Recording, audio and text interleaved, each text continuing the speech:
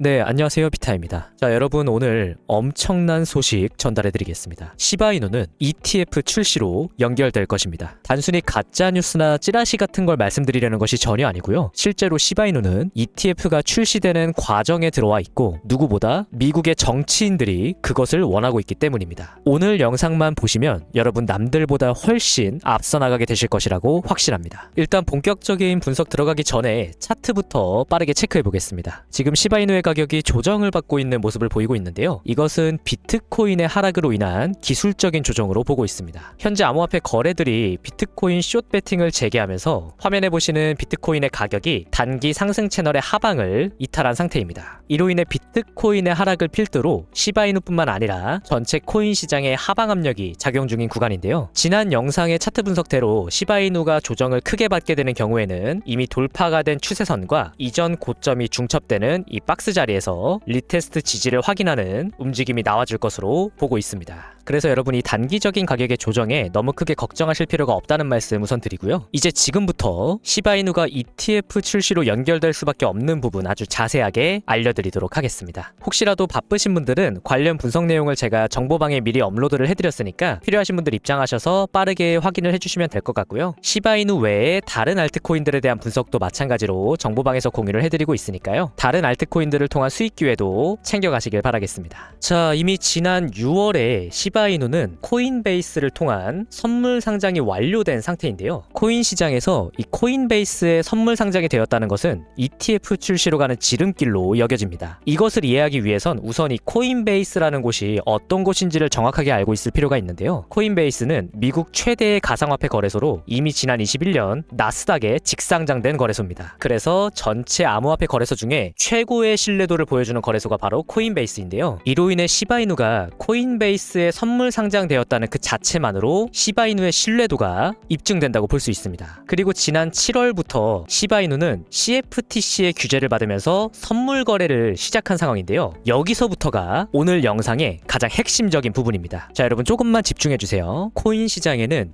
규제를 담당하는 두 축이 있습니다. 바로 SEC와 CFTC인데요. 이 두 기관의 차이점이 무엇이냐? 먼저 SEC는 증권거래위원회이고요. CFTC는 상품선물거래위원회입니다. 만약 시바이누가 증권으로 분류된다면 SEC 증권법의 규제를 받게 되는데요. 이때에는 ETF 출시가 어려워집니다. 반면에 시바이누가 상품으로 분류돼서 CFTC 상품선물거래위원회의 규제를 받게 되면 앞서 비트코인과 이더리움이 그러했듯이 ETF 출시가 가능해집니다. 즉 코인이 ETF 출시가 되는 데 있어서 가장 중요한 쟁점은 그 코인이 증권으로 분류되느냐 상품으로 분류되느냐입니다. 자, 여기까지는 이해가 되시죠? 그리고 현재 시바이누는 이미 7월 15일부터 CFTC 상품선물거래위원회의 규제를 받으면서 선물 거래를 진행하고 있는 상황입니다. 자, 이렇게 시바이누는 CFTC 쪽의 규제를 지금 받고 있는 상황인데 바로 여기서 시바이누의 ETF를 이끌어줄 그들이 등장합니다. 미국의 정치인들인데요. 이들은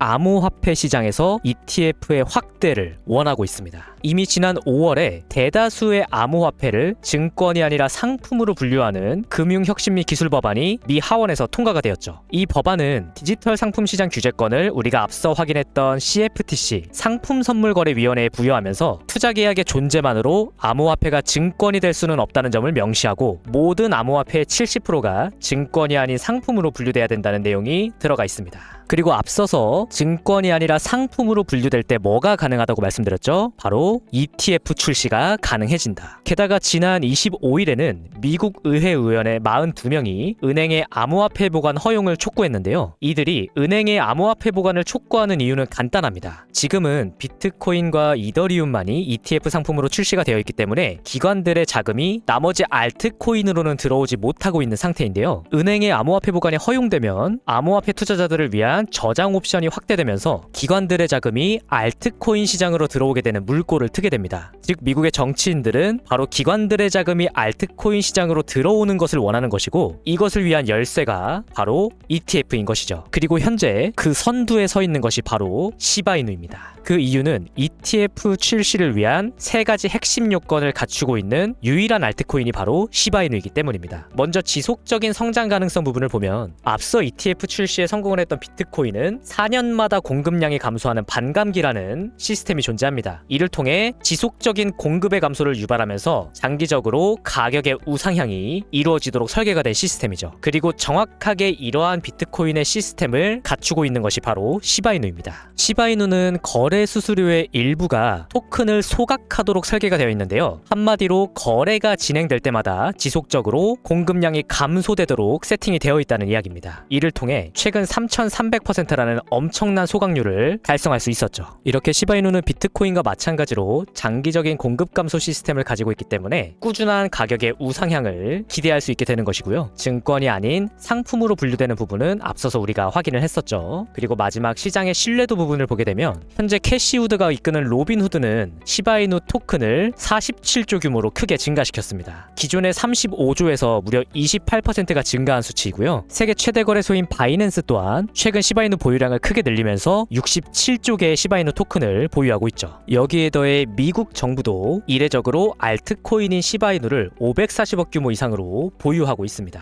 여기까지의 내용을 정리하면 ETF 출시에 필요한 핵심적인 세 가지 부분을 모두 가지고 있는 유일한 코인이 바로 시바이누고, 결국 시바이누는 ETF 출시와 함께 기관들의 엄청난 자금 쇄도를 받게 될 것이고요. 이를 통해 역사적인 수준의 가격 폭등을 보여주게 될 것입니다. 여러분들이 시바이누를 통한 이 엄청난 수익 기회 절대 놓치지 않으시도록 제가 꾸준히 영상과 정보방 통해서 분석 내용들을 전달해 드릴 거고요. 시바이누 외에 다른 알트코인들에 대한 분석은 제가 정보방 통해서 주로 공유를 해드리고 있으니까 시바이누뿐만 아니라 나머지 알트코인들을 통한 수익 기회도 함께 확인해 보시기를 바랍니다. 그리고 주요 거시경제 지표들이나 시장의 가격과 직결되는 주요 이슈들도 항상 실시간으로 업로드를 해드리고 있고요. 제가 가지고 있는 실시간 선물 포지션과 현물 포지션 모두 공개를 하고 각 포지션에 대한 진입 근거와 매매 결과까지 가감없이 보여드리고 있으니까요. 혼자서 매매하기가 조금 어려우신 분들도 편하게 입장하셔서 도움 받아보시기를 바랍니다. 자, 그러면 오늘도 영상 끝까지 시청해주셔서 감사하고요. 9월 30일 시바이누 분석은 여기에서 마치도록 하겠습니다.